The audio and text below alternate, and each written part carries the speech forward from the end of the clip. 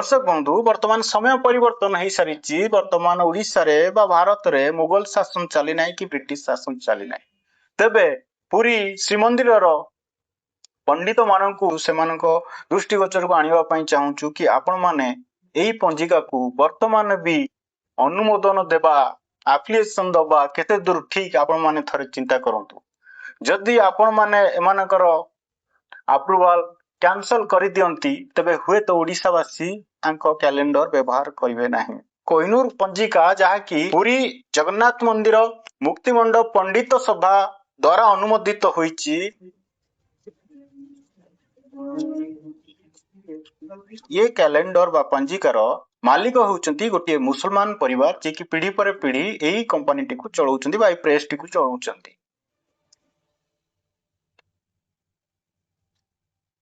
एही पंजिका को वर्तमान भी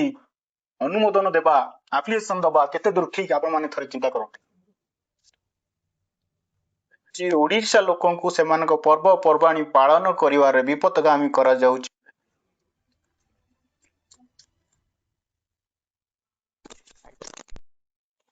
नमस्कार दर्शक बंधु आपण मानकु स्वागत करूछु धर्मरक्षक। दर्शक बंधु ओडिशा प्रत्येक टी लोकन घरे कोहिनूर कैलेंडर थिबो। ओडिशा रे बहु प्रचलित हेउथिबा कोहिनूर पंजिका आपण माने समस्त व्यवहार करुथिबे किंतु दर्शक बंधु आपण माने जानिथिबे ई कोहिनूर पंजिका जहाँकि पुरी जगन्नाथ मंदिर मुक्तिमंडप पंडित सभा द्वारा अनुमोदित होईची यार मालिक किए जदि आपण माने जानिबे यह एक मुसलमान परिवार द्वारा परिचालित होउची बा यार मालिक होउची एक मुसलमान परिवार तबे आपण माने चकित हेबा कोनोसी आवश्यक नहीं किंतु प्रश्न कोठी ना कोठी उठुची जेउ पंजिका गोटे हिंदू धर्म शास्त्रीय योजना बा पाठ्यक्रम आधारित व्यवस्था जेउ पंजिकाटी केवल हिंदू मानक द्वारा व्यवहार हुए ताहा एक मुसलमान परिवार कहीं चलुची। हाँ दर्शक बंधु ये जो कोहिनूर कैलेंडर बा कोहिनूर पंजिका ओडिशा रे बहु प्रचलित हुए घरे घरे थाए जहाँकि 1935 मसीह आरंभ होइथिला। यार मालिक होउचंती शेख अनिमुल इस्लाम तांको सी आरंभ करथिले वर्तमान तांको पुओ ए जो पंजिका को चलाउचंती कंपनी को चलाउचंती जाहाको कोहिनूर पंजिका कहा जाउची। तबे दर्शक बंधु अनेक प्रश्न वर्तमान उठुची कौन उड़िया लोक माने जो पर्वपर्वाणी पालन करुचंती ताहा सठिक समय रे करुचंती कि बेले बेले प्रश्न उठे जेतेबेले अन्य राज्य मानकरे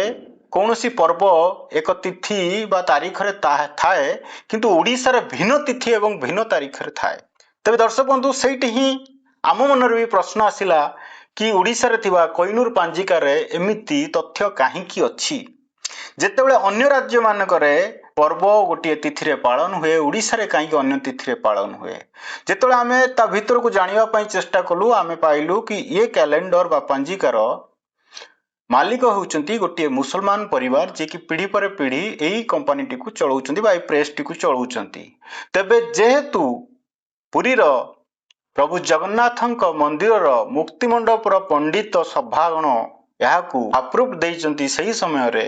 तबे याकू साधारण लोक विश्वास करिबा भी कोनोसी नुआ कथा नुहे बा आखि बुझी विश्वास करिवे किंतु जदि पंजिका रे बारंबार किछि त्रुटि देखा जाउची याकू नै प्रश्न उठेबा आमर भी कर्तव्य बोली आमे मने कलु। तेबे दर्शक बंधु आमे एठारे कोनोसी सांप्रदायिक कथा कहबा को चाहूना किंतु जेहेतु पंजिका हिंदू धर्म एवं हिंदू शास्त्र सिद्धांत को नहीं तैयारी तेबे गोटे मुसलमान परिवार पीढ़ी पर पीढ़ी याकू चलेवा केते दूर संभव हो पारिबो ताहा भी मध्य एक प्रश्नवाची। जदि 1935 मसीहा से समय रे ब्रिटिश शासन थिला से समय स्थिति कौन थिला केउ चापरे पड़ी बा कौन पई एई प्रेस को पूरी मुक्तिमंडप पंडित सभा अनुमोदित करिथिले ताहा वर्तमान स्पष्ट होई पारिबो नाही कारण अनेक वर्ष बीती जाइछि किंतु वर्तमान आमे पूरी मुक्तिमंडप पंडित सभांक दृष्टिगोचर को एई विषय आनिया पई एथि पई चाहिलु कारण एई पंजिका रे त्रुटि बारंबार देखा जाउची। दर्शक बंधु प्रत्येक धर्म शास्त्र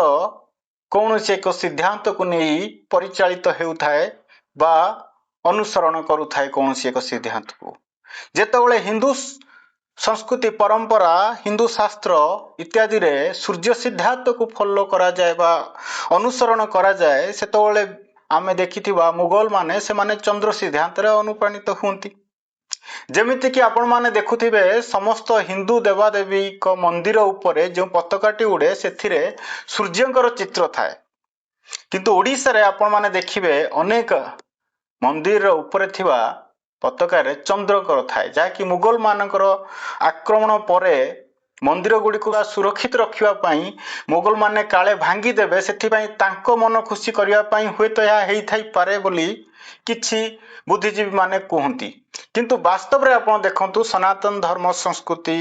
रो ध्वज गुड़िक गेरुआ होई थाए आपण सत्य द्वापर त्रेता कली जेते भी युग अच्छी जेते भी महाभारत कहतु रामायण कहतु बा अन्य धार्मिक विषय जेतिक अच्छी से आपण देखिए ध्वज गुड़िक गौरी होता है एवं ध्वज मानकरे ओम रो प्रतीक थाए बा सूर्यंकर थाए कारण ध्वज को नहीं अनेक किछि निर्णय निया जाय थाए तेबे सूर्य सिद्धांत अर्थात दिन बेला आपणकर दिन आरंभ हुए सूर्य को देखी एवं दिन शेष हुए सूर्य को देखी किंतु मुगल मानकर तांकर सब धार्मिक कार्य से माने चंद्र को देखी करिथांती तेणु से माने चंद्र सिद्धांत अनुप्राणित बा अनुसरण करती किंतु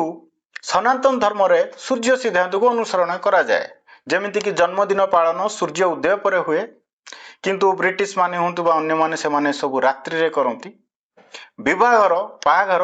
सूर्य को देखी करा जाए सूर्य उदय हेले दिन बेला बाहाघर हुए किंतु ओडिसा रे बा अन्य जगह रे आपण रात्रि रे जो बरजात्री जाई बाहाघर होउची या पछरे भी विभिन्न कारण अछि मुगल शासन बेले से माने जो माने विवाह करथिले से मानको स्त्री मानको नै जबरदस्ती निज पाखरे रखुथिले 2-4 दिन सोइला परे छाडुथिले एवं जोउठी सुंदरी नारी मानको देखुले उठै नि जाउथिले मुगल राजा माने से मानको अत्याचार आपण माने विभिन्न समय रे वर्तमान सामाजिक गणमाध्यम रे देखियो पाउथिबे बा पढिथिबे से दृष्टि ओडिशा रे हो बा अन्य जगह रे रात्रि लुचै लुचै बाहाघर करबा आरंभ कले तापरे धीरे धीरे ताहा भी एक संस्कृति बा परंपरा रे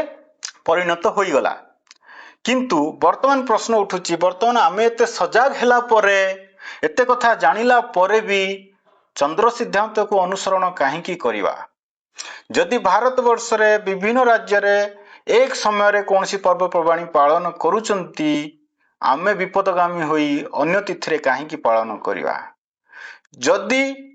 आम पंजिका से कहूची तबे आमे ता करिवा ठीक अछि किंतु आमे सूर्य सिद्धांत को अनुसरण न करी चंद्र सिद्धांत को कहीं अनुसरण करिवा जो माने हमको शासन करथिले जो माने हमको निर्यातना दउथिले जो माने बिना कारण रे सेमानंकर दादागिरी आम ऊपर देखौथिले सेमानक इतिहास को पढ़ी सेमानक सिद्धांत को अनुसरण करी आम पंजिका कहीं चलिबो दर्शक बंधु वर्तमान समय परिवर्तन हो सारी वर्तमान ओडिशा रे बा भारत रे मुगल शासन चली ना कि ब्रिटिश शासन चली ना तेबे पुरी श्रीमंदिर पंडित मानकू आमे दृष्टिगोचर करने चाहूँ से दृष्टिगोचर को आने चाहूँ कि आपण माने यही पंजिका को वर्तमान भी अनुमोदन देबा एप्लिकेशन दबा केते दूर ठीक आपण माने थरे चिंता करंतु जदि आपण माने एमानकर अप्रूवल कैंसल कर दियंती तबे हुए तो ओडिशावासी आंको कैलेंडर व्यवहार करिवे नाही मु आपण को आउ थरे कहूची दर्शक बंधु ता एक मुसलमान परिवार द्वारा परिचालित हेउथिबार दीर्घ दिन धरी ए कैलेंडर को आमे विरोध करू नाहु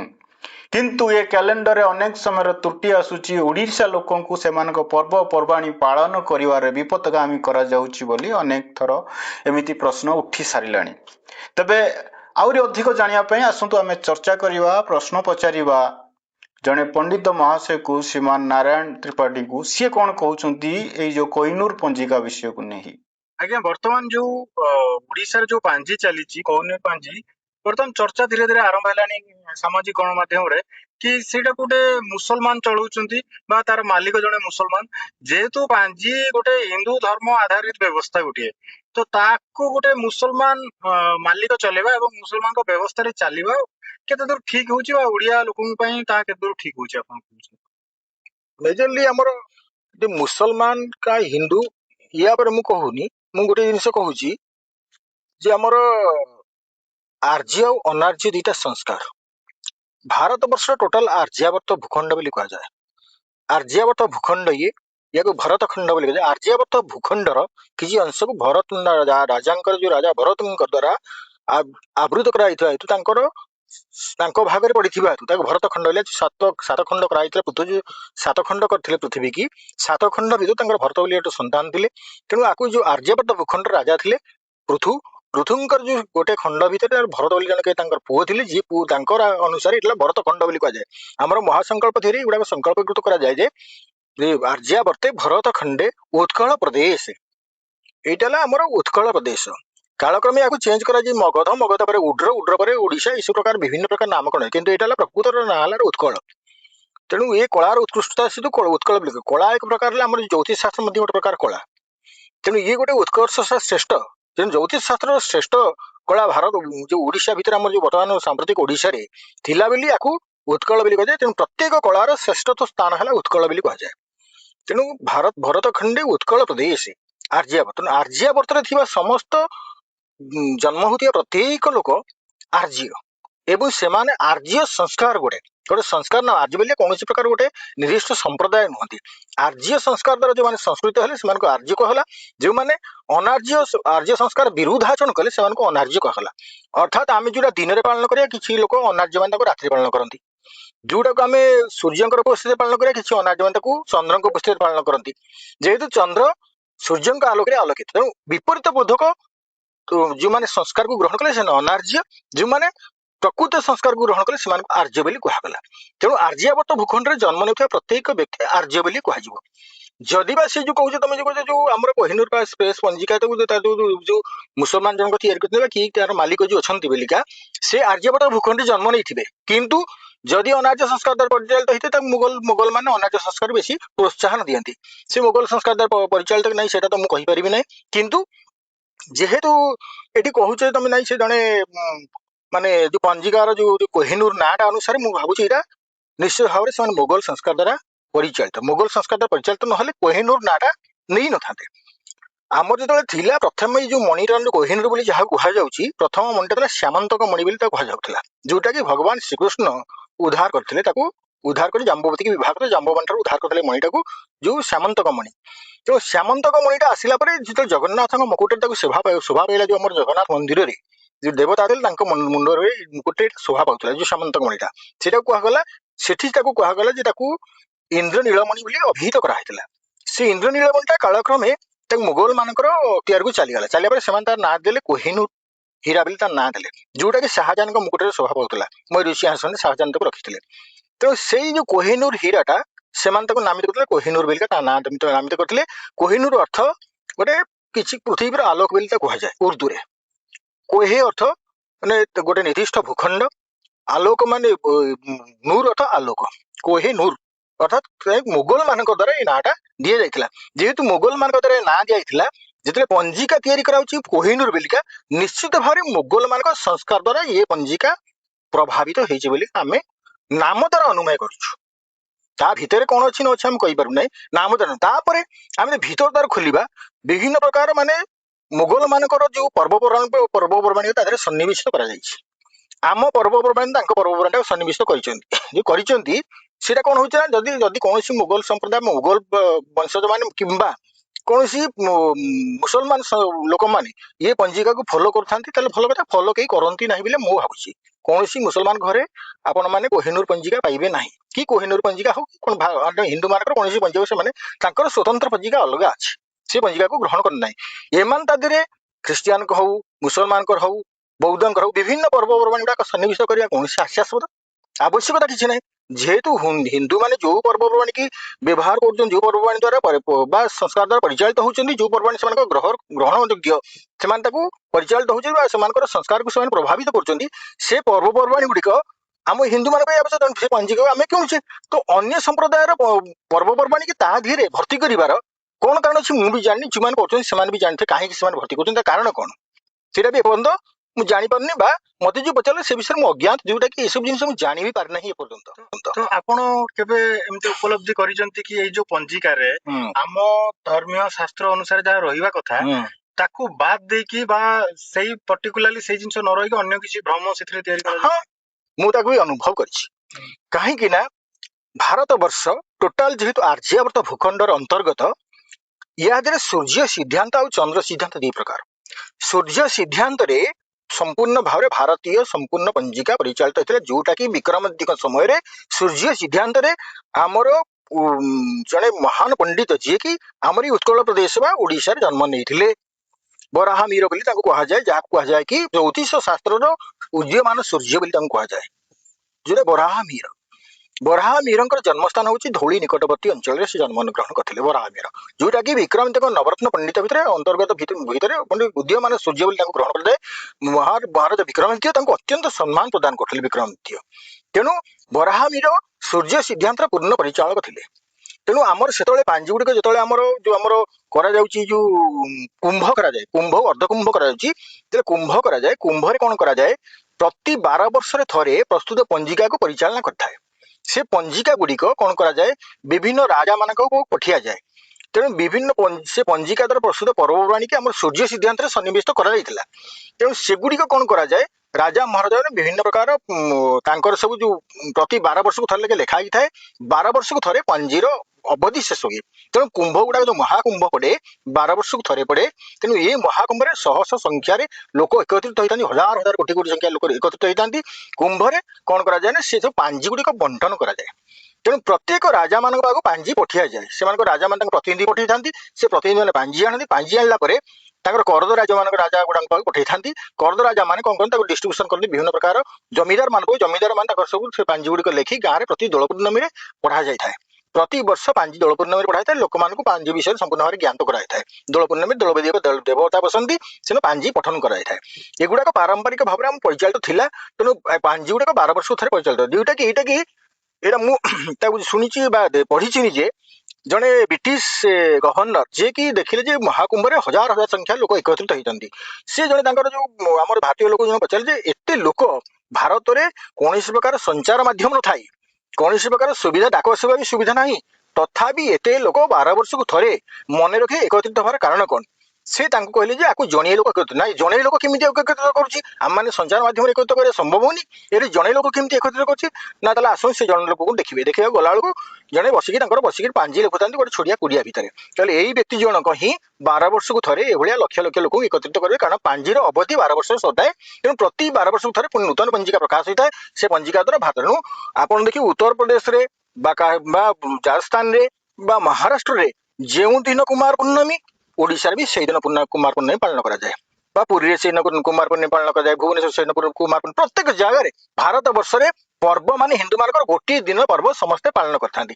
किंतु कालक्रमे कौन कले किसी षड्यंत्रकारी लोक जो मैंने कि सूर्य सिद्धांत विरुद्धाचरण जो अनार्य माने आर्य संस्कृत विरुद्धाचरण जो अनार्य माने सूर्य सिद्धांत परिवर्ते चंद्र सिद्धांत को प्रयोग कले जो माने कि मुगल मानकर किसी संस्कार मुगल पंडित मान जो आसी संस्कार द्वारा प्रभावित हो सब जिन को कर चले करी कौन कले से धीरे धीरे ये जो पंजिका को सूर्य सिद्धांत रूपांतरण कले चंद्र सिद्धांत उल्टा माने सूर्य सिद्धांत संपूर्ण ओलोटा ओलोटा को कॉपी पेस्ट करागला धर आमर आज संक्रांति पड़ुची तार विरुद्धाचरण कर 2 दिन पर संक्रांति करवा संक्रांति पड़ा तेज से चंद्र सिद्धांत करागला चंद्रर स्वतंत्र जेहेतु बर्तमान वैज्ञानिक कहते चंद्र गोटे मृतपिंड बोलिका किंतु सेतबेलर जो मैंने थे ज्योतिष शास्त्र विद्वान चंद्र को से देवदाहार पालन करते गोटे महाग्रह भाव चंद्र को नहीं था महाग्रह कारण सूर्य आलोक जेहेतु आलोकित रही है तेणु से जीवंत बोली आधारित कराए किंतु वैज्ञानिक मान कौन कहते मुझे कहीपरि ज्योतिष शास्त्र चंद्र को जीवंत भाव ग्रहण कर कारण जेहेतु सूर्य सकल शक्तिर आधार तेणु सूर्य किरण बिना किसी जिन प्रभावित ना तेणु सूर्य सिद्धांत द्वारा समस्त जिन प्रस्तुत कराई भारत वर्ष में कालक्रमे चंद्र सिद्धांत किए कला चंद्र सिद्धांत आमर ओडिशा परिचालित कले कहते पठाणी सामंत बोली अच्छा पठाणी सामंत तो ना कौन था मुझे जापर ना नाटा कि पठाण ना लिखा ना पठाण बोलिका अभिहित करागला पठाणी सामंत बोली कहगला कौन नाटा कहीं पठाणी सामंत गला मुझे कहीपरि जड़े ज्योतिष शास्त्र पंडित नाटा कौन देवता ना न रही पठाणी नाम दिगला मोर भी भी सन्देहजनक भाव भावे ताते सी तो विराट पंडित विषय कह संभव कथा नुह आम मैंने धृष्टता विषय कहवा तेणु से क्षमा मागिया कथा तेणु नाटा सकाशे पदे खाली कहली ना कहीं पठाणी सामंत दिगला जो कोहिनूर पंजिका चली ओडिशा रे से को सिद्धांत रे चंद्र सिद्धांत सूर्य सिद्धांत ना ओडिशा पंजिका ତ ଯେତେବେଳେ ପଞ୍ଜିକା भारत वर्ष अन्य जगह पाइबे सूर्य सिद्धांत पंडिका किंतु ओडिशा रे केवल चंद्र सिद्धांत रे कारण जेहेतु मुगल मानकर चंद्र सिद्धांत रे मुगल माने परिचालित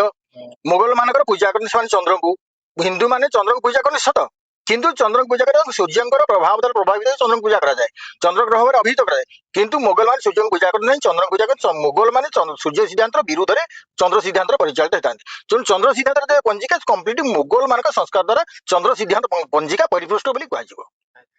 तेरे दर्शक बंधु विचार आपणकर तथ्य आमर आपणको तथ्य देवा बा विषय रखिबा आमर कर्तव्य थिला। वर्तमान आपण कोहिनूर कैलेंडर बा कोहिनूर पंजिका व्यवहार करिवे कि नाही यह आपणकर व्यक्तिगत मत किंतु कोउठी ना कोउठी आमको अवगत हेबाकू पड़िबो आमको अवगत हेबाकू पड़िबो कौन कोहिनूर कैलेंडर प्रभु जगन्नाथଙ୍କ राज्य ପାଇଁ सठिक तो जदि ना ताको आज वर्जन करवा निहाती आवश्यक। धन्यवाद आपण माने धर्म रक्षक को लाइक सब्सक्राइब शेयर करवा द्वारा आमर मन दृढ़ हेउची एपरि विषय को आपनको सामने रे आनिवा को कोनोसी राजनीतिक विषय रे आमे चर्चा करूना कोनोसी व्यवसायिक विषय रे चर्चा करूना तापरे भी आमे आगु को जाउछु कारण आपण मानकर समर्थन अनेक अछि आपण मानकर भल पाइबा अनेक अछि। बहुत बहुत धन्यवाद। जय जगन्नाथ।